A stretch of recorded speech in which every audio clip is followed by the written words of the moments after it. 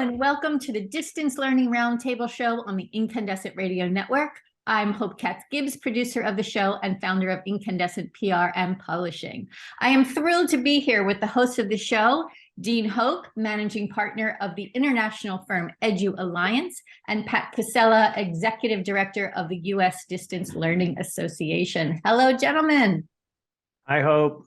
Good Hello, morning. how are you? Awesome. We know, audience members, that you are going to learn a lot today from our guest, Elliott Masie, the founder of Masie Innovations in Saratoga Springs. Pat, I'm going to turn it over to you and Dean to introduce this amazing guest. Joining us today, thank you, Hope. Joining us today is Elliott Masie, the founder of Masie Innovations in Saratoga Springs, New York, focused on how organizations can support learning and knowledge within the workforce. He leads the Learning Collaborative with members including Amazon, Zoom, Bank of America, Subway, The Hartford, and others. He's a regular columnist and author of 12 books, including the ASTD/Masie Center's Big Learning Data, Learning Pivots, and Empathy.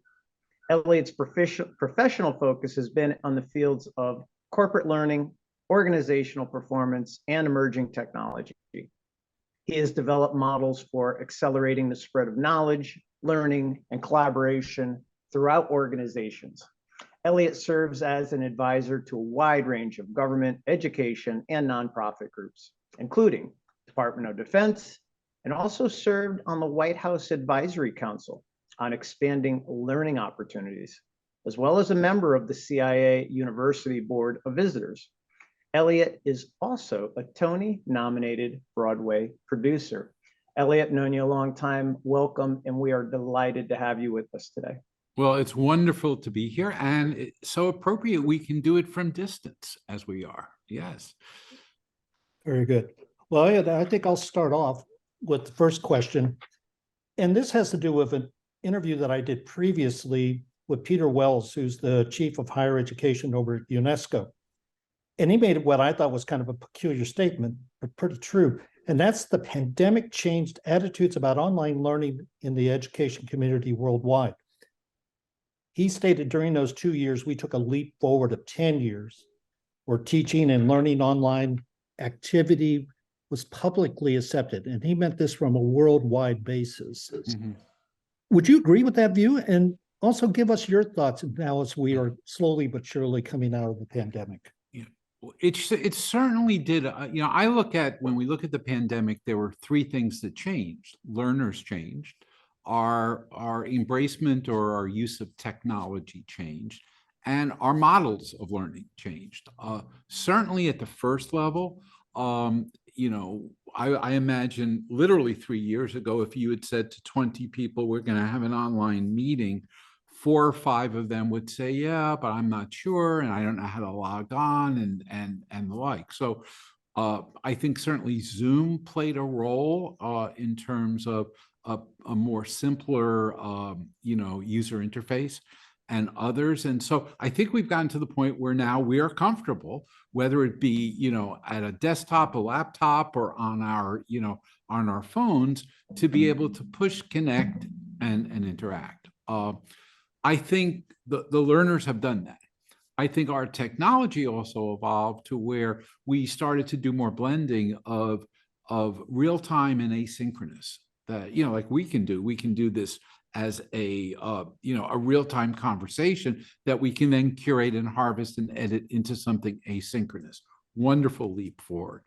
I think the one little challenge in all of this has been that we got the technology ahead of the methodology, so that we can just take a look at K-12. I think it's a perfect example. Wow, that we could have students who could be in their homes during this pandemic, and they could be connected to their teachers and to their peers. And, we had a learning experience happening virtually. What we didn't do is we never thought about how do we prepare our teachers for that, or even how do we prepare our content for it. So one of the things that happened in the K-12 space is a lot of our kids got exhausted. Just, how many hours do you want to just be online? and we didn't have a lot of pre-made content. My fantasy, if we could go back, is that we would have gotten a few courses and had Steven Spielberg as the director to produce elements, and then use our teachers for the mediation, the moderation, the facilitation, and the like. Continuing on that, Elliott, it appears that, expectations have certainly changed since the pandemic, right? Both for the learner and for the instructor. Can you first discuss how the learner has changed, and then maybe tie it into the challenges that there are for the instructor? I think the learner is wanting to learn, but they aren't necessarily wanting to be a student, which is an interesting element of it. They're wanting to be engaged. They're wanting to be involved. They're wanting to, in many cases, be able to be interactive. They're wanting to do a project. They're not necessarily wanting to sit and learn in that, or sit and be a student in that learning mode. I would define it in a most positive sense is that our learners are more self-engineering their own virtual learning. They feel like they have something in front of them. I also think that our learners are evolving. How do we optimize a virtual event? So let's take this model as an example. So Dean or Pat or Hope are going to say something really interesting.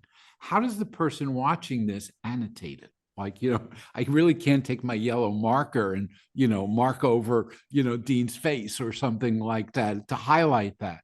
So what we need to do now is to better understand how learners can curate content that's virtual, how they can integrate that for later. And then the final piece, which I think is a really interesting one, is how do we deal with the real reality that we never meant back when e-learning started as a term. We never meant for the E in e-learning to mean a lonely learner. We actually thought that it would actually increase participation, increase engagement. And I think it certainly can vector towards that. But in many situations, people have learned to dump or publish a horde of content at the learners. And when I do interviews with learners in different workplaces, they're saying, well, it was okay, but I really wanted to talk to a peer about that. And so we've got to do a better job of how do we build, even in a virtual world, the cognitive rehearsal, the conversational dimension around content that's been delivered virtually. But I think the learners have moved far ahead. How about for the instructors? The learners are certainly challenged. How about for these instructors? What are the challenges they're seeing? Well, some of them start from literally, you got to get the lights right. You got to end up being comfortable looking at yourself. I go way back to, I was on an advisor to PictureTell decades ago. And I remember we had this big conversation with PictureTell and Cisco about whether or not the learner should see their own view. And my friends at Cisco said no, because you ought to feel like you're there and you're looking at, and my friends at Polycom said you want to see it because you want to make sure how you look in all of that. So we've got to get a self-confidence about it, and there's a skill to that. We also have to be different at storytelling. There's a pacing for talking or telling a story, like I am right now, of when do we do a pause? When do we do silence? When do I speed it up and move? Like there's a shift in storytelling when I'm doing that in a virtual environment. And the final piece, which is something we don't have yet, but the technology is moving there. How do we sense and pulse the audience?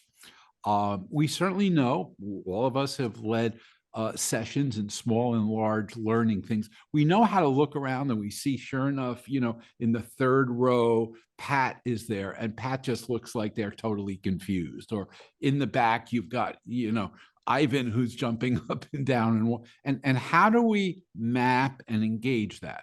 I know some people know that you've been in Broadway actually for a number of years. Yep. Yeah. A lot of people don't know this. And I think even when we were talking earlier, I'm going, so are you a frustrated actor? I mean, how did you get into all this?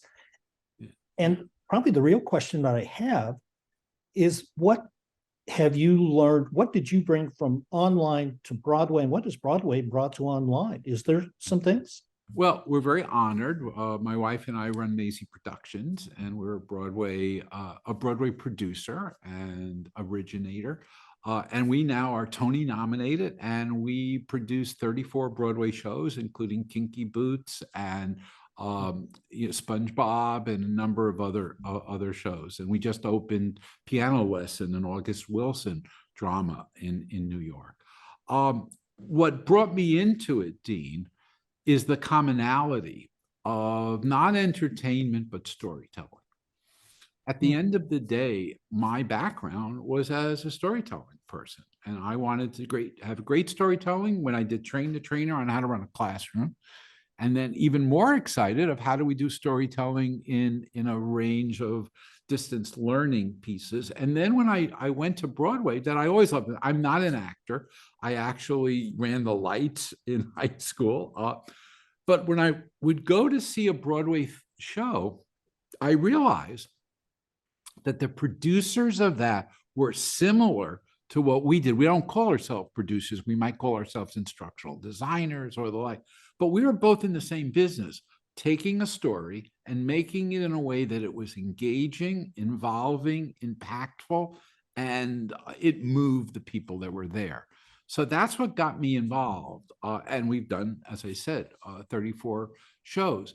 There's been a learning for me in both directions. What I've learned from Broadway that I've brought into the world of learning is you've got to have a story arc for everything that you do. You know, probably the best good example is the way Chris runs the TED Talks. You know, they're 18 minutes and they don't start with, here's what I'm going to tell you and here's what I told you. They build a story arc in that sense. And you can't use traditional PowerPoint when you're doing a TED Talk. You've got to use involving icons. I believe we need to bring that sense of great storytelling into that. Well, this was amazing, gentlemen. Thank you so much for, sharing all this stuff. Elliott, wow, the founder of eLearning, coining that phrase and all of your amazing work. Thank you for that and for sharing your thoughts and ideas with us today. Gentlemen, what a wonderful show. This is episode 2 of the Distance Learning Roundtable, where we're going to bring tons of experts in to talk about the future of e-learning, learning online and around the world. So thank you, Pat Cassella, Executive Director, what's your title? Executive Director of the US Distance Learning Association, and Dean Hoke, the managing partner of Edu Alliance. So this is just a wonderful episode, and we know people are going to walk away with a ton of new information and food for thought. And of course, Elliott, we will be bringing you back to see where we are, maybe in a year from now. So I'm Hope Gibbs, the founder of Incandescent Radio and Incandescent TV, and also proud to be the communications director for the US Distance Learning Association. A total honor. So thank you to our audience. We will talk to you soon. Have a wonderful day. Thank you all.